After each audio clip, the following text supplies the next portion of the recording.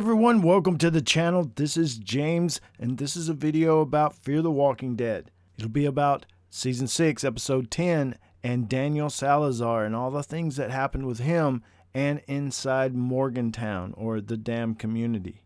Spoiler alert if you're not caught up to Fear the Walking Dead Season 6, Episode 10. In this episode, it really showed Daniel losing his mind, doing some things he didn't think he did, trying to blame it on somebody else, and at the whole time kind of bringing back this old persona of his to try to really sneak around and bring out the bad guy and that kind of thing. So the question is, was it a setup? Was it really Daniel losing his mind? Was it simply Daniel losing his mind, and because we think it's a setup that it's just bad writing? You know, let's look at it in a little bit more detail. The episode did show us some stuff that then in the end of the episode said that's not what happened. And movies have done this and other TV shows have done this a bunch, showed the viewer what the mental person thought they saw, you know. So I'm not blaming bad writing or the show, and it's not necessarily a setup. It really could be Daniel losing his mind, Strand taking him in, and there's no ulterior motive with Daniel. You know, Daniel's not, one, being set up, or two, kind of doing this to make people think he doesn't know what's going on so he can continue to be on the inside, continue the ruse of, like he did with Virginia with the memory loss. He's like coming clean with a memory loss, but he's setting up another ruse. There were little details like the map. When he gave Charlie and Grace the map and told them to go stay at the shack, that's what he said, the shack. And he even gave them a map. There's a fishing shack in the woods. I marked it down on a map.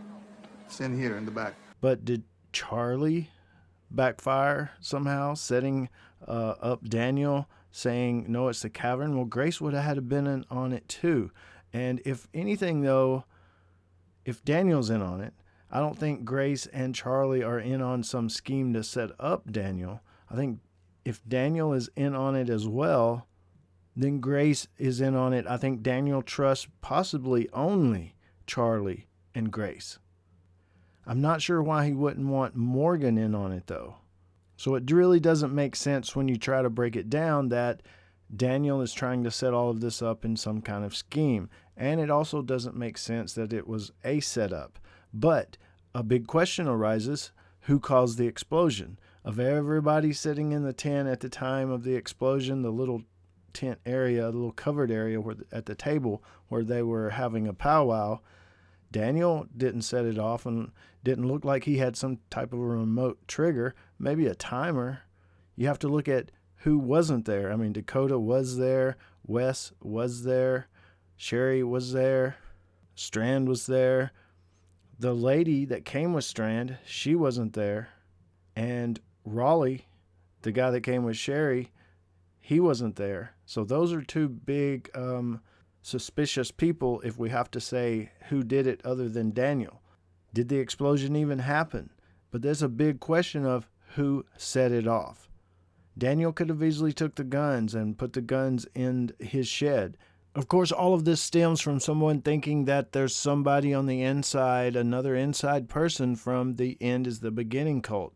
And this next episode, it's episode 11, doesn't tell us a lot about what happened in this previous episode as far as Daniel goes. Kind of looks like Daniel was losing his mind and Daniel set all of that up. The explosion could have been something that actually helped set off whatever it is in Daniel's head. Maybe the explosion was an accident, some type of accident. They didn't store the gunpowder or the TNT or whatever it was, the explosive they had. They didn't store it correctly and it exploded. That's very possible. And because of that dramatic thing that happened, loud explosion, it really put Daniel into that schizophrenic mode, kind of mode that he said that he was in, which then he got the guns, he put the guns in the shed, unless he did all of that before the explosion happened.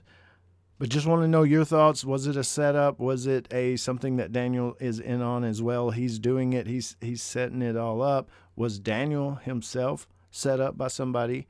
Did somebody cause the explosion, and who and why? Or is it just simply Daniel being schizophrenic and that's all this episode was about? I have to say there's something else in there, surely, because that they did this, unless they just needed to get rid of Daniel. Maybe the actor needed to go play a few shows. He's a musician. Maybe he needed to go play a few shows in real life, so they needed to just write him out of the way.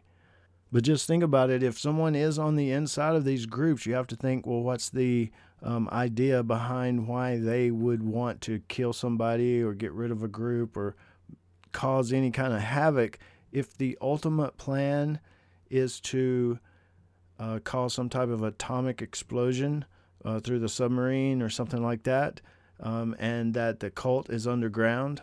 If Raleigh knows that, or somebody like that knows that, knowing, hey, it's about to be a very bad place above ground, but still, it just seems the reasoning of why. Why, if they know they're going to destroy everybody later, why wreak havoc on them now? Maybe they're still looking for recruits. Maybe we'll find all that out the next few episodes. Does the Daniel thing have anything to do with anything as we move into the new story arc of the End is the Beginning cult and find out what the key is all about, find out what the cult is all about, and find out how Morgan and Alicia and the rest of the gang deal with it? But let me know your thoughts down in the comments below, and I'll join you there. This is James in Nashville. As always, thanks for watching, and stay tuned for more dead stuff.